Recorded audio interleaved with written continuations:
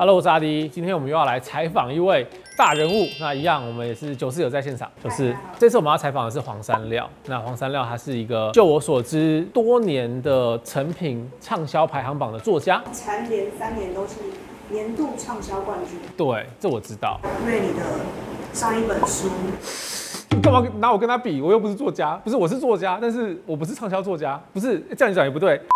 但是因为我做这个访问影片，我们都会在 IG 上面发问答嘛。然后其实有很多观众的问题是为什么我要采访他？因为我知道他是畅销作家之外，我也看到网络上面对他有很多的负评，真的是到处都是。他也上了一些节目去做自嘲，所以就感觉他好像调试的很好。所以讲这么多，你到底是为什么想要访问他？我就觉得他是一个很有趣的人，加上他因为出新书，所以有访问机会嘛，我就想要知道他是怎么样看待这些负评的。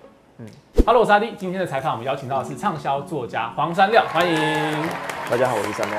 我们其实好像已经见过一次面，我有受过一件衬衫的采访，我们没有停下来讲话，但是那个时候你骑脚踏车路过，然后一件衬衫的团队就说，哦，那就是山料。我跟你说这件事情，我才想跟你讲，我其实想跟你自首一下，就是那一次我们是在拍一个广告类型的东西，对。然后那一次我其实翘掉了去拍摄你。哦。对，那是我第一次，因为我在经营那间公司的时候。每一个访谈我都会亲自参与，但你是我第一个没有去亲自拍摄。真的哦，这么讨厌我？我那时候不是不想见你，是那时候我心理状况出了一点问题。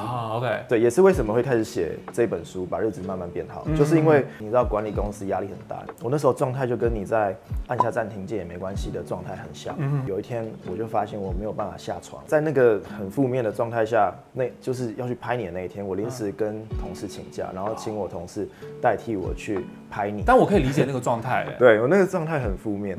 不想要跟太多生人去接触，然后你还要介绍自己，然后你要装作自己很好的那个状态，我可以理解。突然直接进入到另外一个时空，我想一下，我们原本的访纲是呢，我们要先介绍一下，就是一件衬衫，然后到畅销作家的这个过程。为什么会从创业家，然后后来选择当一位作家？那时候开了一间广告公司嘛，那在开公司之前，其实我自己就很确定，我想要当一个创作者。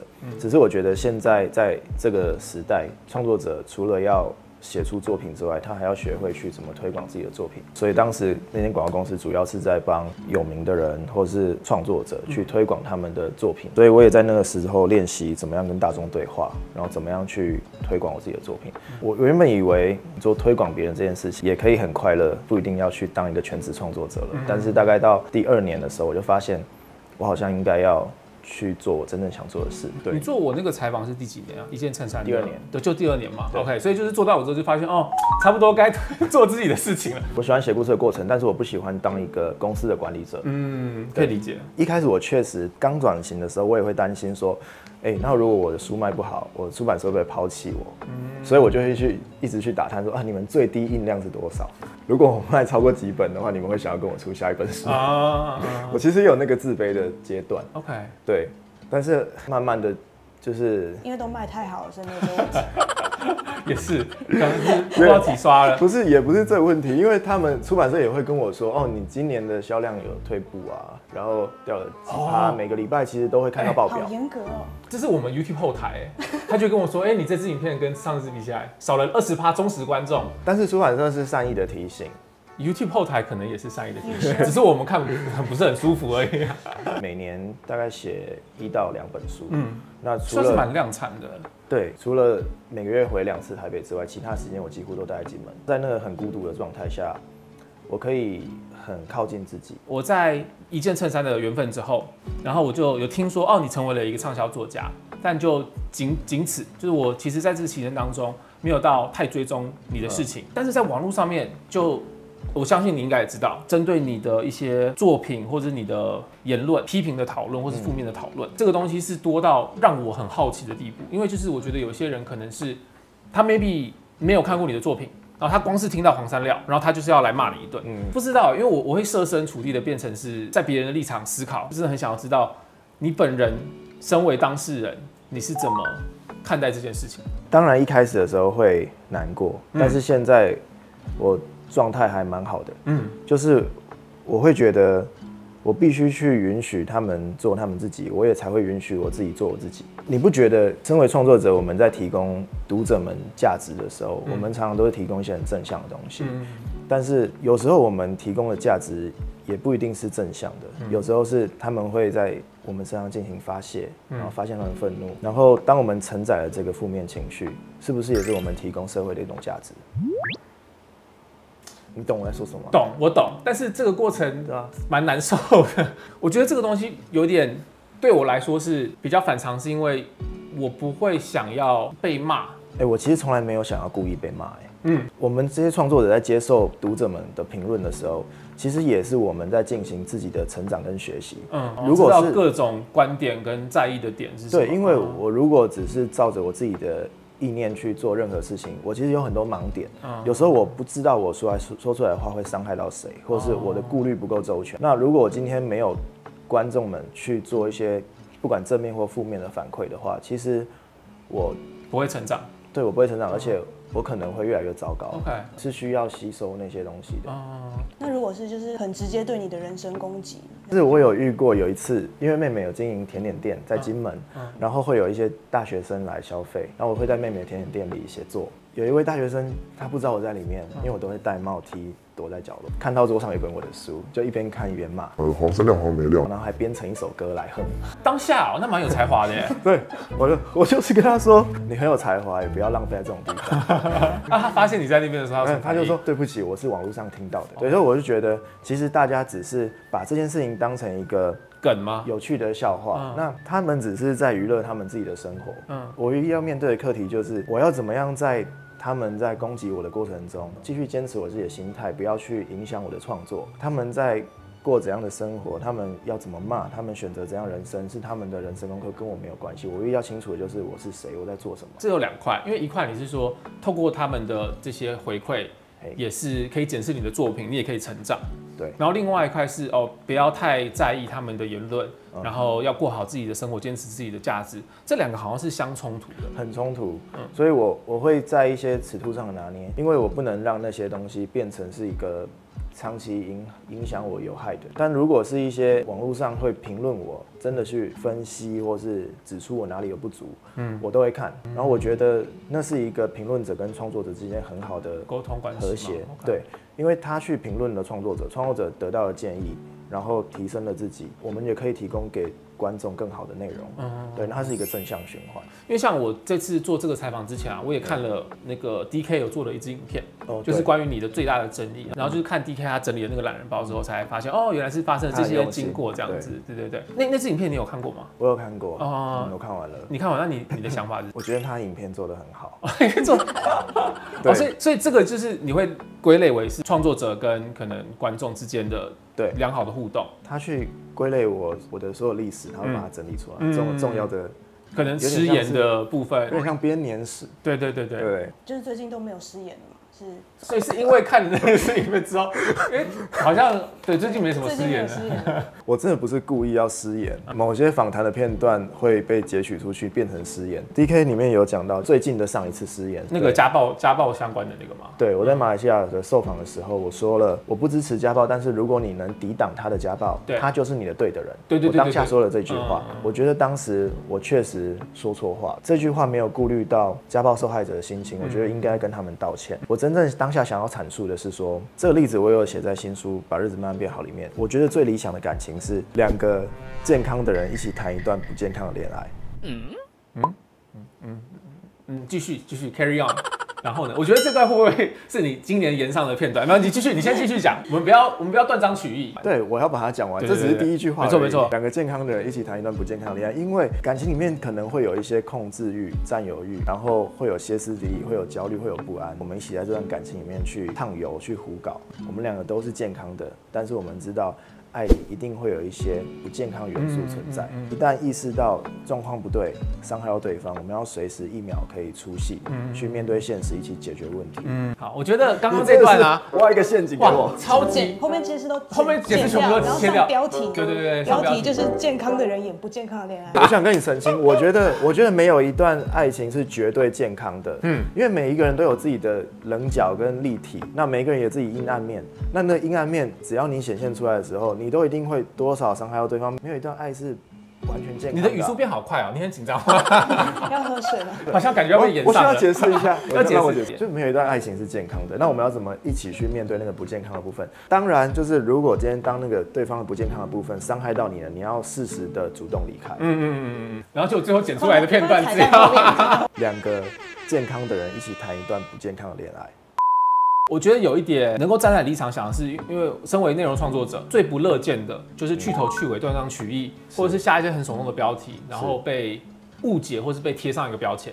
所以我觉得大家都应该有权利可以好好在自己的平台上面、自己的管道去诠释出完整我想要表达的内容是什么。我相信就是没有人写一本书或是做一个影片，你的出发点是我想要所有看到这本书的人都过得不好，或是被喂了毒鸡汤，然后生活上面变得是很扭曲的。我觉得不可能，这个是出发点，一定都是好的出发点。但是可能有表达错误的地方，表达不是那么恰当的地方，那我们就是要看怎么样调整，跟下次不要再继续发生这种事情。对，确实就是当我的想法无助于这个社会的时候，我希望有人提出来，就是不要去故意的制造争议，但是我就是把我心里的想法说出来。那我说出来的同时，如果它真的造成了争议，我也就会意识到说，哦，原来我的想法不是对的，我应该要重新去审视一下自己。对。另外一个比较大的争议点是，大家可能会批评说，啊，这个只是鸡汤文啊，这东西没有价值，不值一读这样子。那你会觉得自己写的是鸡汤文吗？我其实不觉得鸡汤文是一个否定的词汇，我不觉得它是负面的意义，因为我觉得提供情绪价值也是一种价值，而且就算当我被贬低了，也不代表说我没有价值啊。所以你并不在意说，这个世界上就是有一群人，不管怎么样，你就是不能说服他们，他们就是讨厌你。很多人会不喜欢鸡汤文，但是我搞不懂为什么不喜欢鸡汤文。我今天之所以会不在乎，是因为我书里有写，就是把日子慢慢变好里面有写说，榴莲是一颗榴莲，它是一个客观的事实。但如果今天榴莲不被喜欢，你讨厌它，那是一个你的主观认定。今天榴莲它的营养素有钾，有维生素 C， 有丰富的营养价值，都是它的客观事实。但是你要怎么批评它，都不影响它是榴莲，它有营养的这个客观事实。他们在对我做出任何主观的批评的时候，我就可以不介意。可能你产出的是，你知道你产出的是榴莲，然后你知道榴莲本身的价值是什么，所以你因为知道自己的价值，所以你不会因为别人的贬低而觉得它没有价值。对。然后他们可能就是本身他就是不喜欢吃榴莲，所以你也可以理解他这个心，他就是不喜欢吃榴莲，他就不是我的 TA。没错。那我就是要把榴莲好好的养好，然后给这些喜欢吃榴莲的人。对。然后你主要的沟通 TA 是他们，所以他们是你需要在乎的声音。对。但如果就是我不喜欢榴莲这种，就是你没有办法回应他，因为你种的就是榴莲。对啊。那你可以去买苹果、买香蕉。那你买苹果、买香蕉就不是我的事了。好像第一次有作者把自己的作品比喻成榴莲，我知道它有个味道，但是就是有些人就是喜欢吃，就这种感觉。不知道这个比喻有没有适当，也许也会被延上。我完全没有。喜欢榴莲的人表示你为什么？很喜欢榴莲的人说，你居然也敢把榴莲比喻成是鸡汤？对，那这些都写在书里，然后我会觉得就是这些都是给我的能量，因为这些事情我当下想通了，那我也会怕我忘记，所以我就会不断的书写，把这些东西记下来，不管是拍成大家所谓的鸡汤影片，或是写到书里面，对啊，这就是你一个产出的方式，你身为创作者的生活方式。对啊。好，那接下来我们差不多要进入下一个 part， 就是我们刚讨论了你是如何面对舆论的嘛。那接下来下面呢，就是我们要来看看黄山料是不是真的有料。我们要进入观众 Q&A， 然后这个时候我觉得应该要是你整支影片最紧张的时候，因为我们上一支影片的对标是康永哥对观众的回应。然后我们今天呢，一样就是取了一些观众他们生活当中遇到的问题，然后想要请问看看山料，如果是问你的话，你会给他什么建议？准备好了吗？好，没有，我现在有点紧张。没关系，我刚刚是开玩笑的，比方就是平常心，顶多就是演上而已，没事。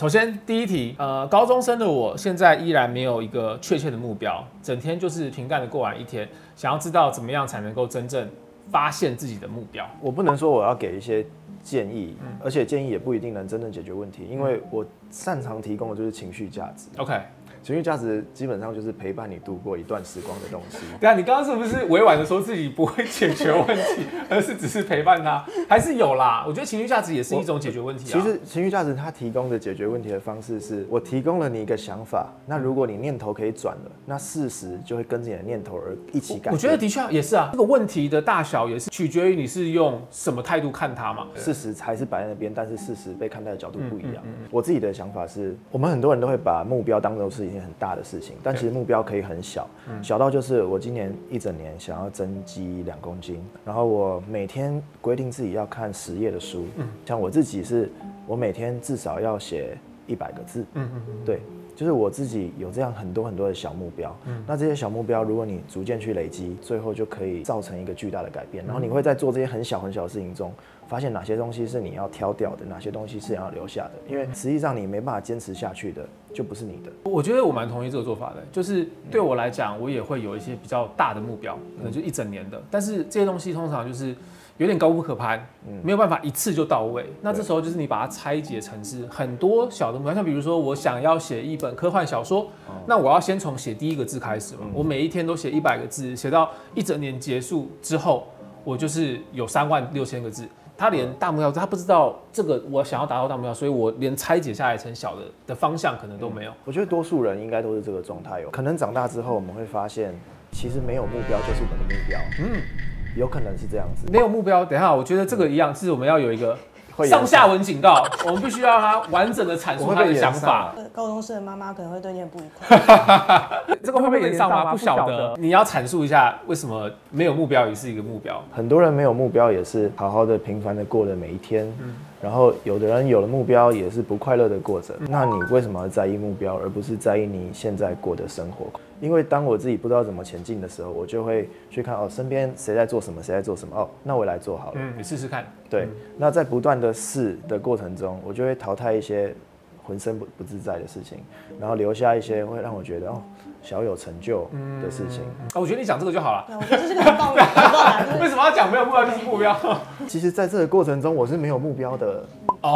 你是这个意思。我不会觉得一定要去映射什么目标，我还有很多摸索的空间，不一定要把自己框在某一件事情上。不是说不要有目标，而是说不要太有目的性的，去觉得我一定要设好一个远大的目标，我才是一个有用的人。就是什么东西都去尝试看看，然后再从当中找到可能适合你自己的喜欢做的事情，然后你 maybe 就可以 one day 找到一个也想要圆梦的一个大目标。对。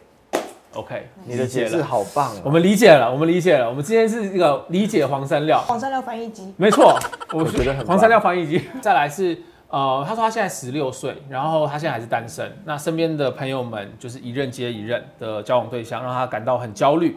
那他该怎么办？有一个想法可以参考，就是如果你急着要去谈恋爱，你对爱情有那么强的迫切感，就好像是你走到超市里面，你肚子饿得要死，你就随便拿一些很难吃的垃圾食物。我不建议他在一个他这么急迫想要的状况下去接触爱情，你只会糟蹋了别人，然后也让自己很糟糕。对。那要怎么处理那个焦虑的感觉？就是我身边的人都有，但是我没有。我也是一个很敏感的人，如果我可以让我的敏感变成我的工具，而不是我的限制，那会更好。就比如说，我是一个敏感的人，但是换个角度想，如果有需要的时候，我可以是一个敏感的人。我没有需要这个情感的时候，我可以把它收好。对，让我的性格去帮到我，而不是让我的性格去限制。知道这件事情焦虑是不健康的，或者是不必要的，所以就尽量的让自己用什么方式可以收起这个焦虑吗？对，但有实际的做法嘛？它就是情感啊，我就是自然的发生了。刚刚那个是心态上的转变，那如果是具体的做法，还是可以去尝试。交朋友都很好，但是不要抱持着一定要交往的心态。懂。所以你要带着，也是要带着对的心态，其实才会有比较好的结果了。OK， 最后一题，他已经交往一阵子了，但是他对于结婚一直很有压力。那他想要知道自己怎么样判断他是对的人，是复杂的议题。我觉得要先分辨喜欢跟爱，就是喜欢是我们只享受这段关系里快乐的部分，对。但是爱其实是很沉重的，他要承受这段关系里面相对负面的部分，黑暗的时候，我会有不快乐的时候，那这些不好的情绪你能不能接住？那相对的，你的我能不能接住？如果要步入婚姻的话，首先要思考我对他的心态到底是喜欢还是爱，怎么分辨是不是对的人？对的人，他一定是会让你更有自信，然后他会让你更快乐、更爱笑。但是如果是错的人的话，他会来消耗你。有一个想法就是，对的人就不会让你总觉得你是错的。如果你今天要跟一个人相伴一辈子，那其实你是在想你要跟怎样的自己过一辈子，因为你跟一个人相处的时候，你们两个一定是观念无时无刻都在融合，你们是在进行一辈子的对话，所以可以透过察觉自己的状态去判断说他是不是一个对你来说对的人。对，但是感觉好像不是一个一瞬间可以发生的事情，它需要很长时间的相处。如果有足够的觉察的话，就会知道我在这段关系里面快不快乐。在跟他的相处过程当中，不断的发现、察觉，慢慢可以产生这个信念是，哦，这个人是对的。这样，我都会想说，我们不是要去想对方的条件怎么样，是我需要怎样的对象，就是先把自己的需求列好，搞清楚了，你才会知道你需要怎样的对象。那三料今年也是出了一本新书，把日子慢慢变好。那这本书我读完了，其实刚刚我们在访谈的内容当中，有蛮多我觉得好像是也是书里面的内容。所以如果你对刚刚我们谈到的这些观念啊或者想法有兴趣的话呢，也欢迎大家可以读读看这一本新书。但我可不可以把这个时间拿来感谢一下我的读者？可以啊，我觉得。因为你的节目有很多人在看，然后我首先想要很谢谢你邀请我来让我的作品被看到。与其介绍新书，我觉得更想要去谢谢读者，因为我觉得是有读者的存在才会成就我成一个作家。对，单纯的感谢。那也是感谢三料今天来我们的采访。那如果有兴趣的读者的话呢，都可以去书店看看三料的书。那你是说你的书都不会封膜吗？对，我的书全部都不会封膜，就是在诚品书店都可以看免费的，因为我会希望说没有预算的读者或是不喜欢我的读者也可以去书店翻翻。看完这次的采访之后呢，也欢迎大家走进书店，然后可以翻翻看三料在各个排行榜上面有的书，或者是他今年出的新书。好，那今天采访片就到这边结束了，我们就下次影片见，拜拜。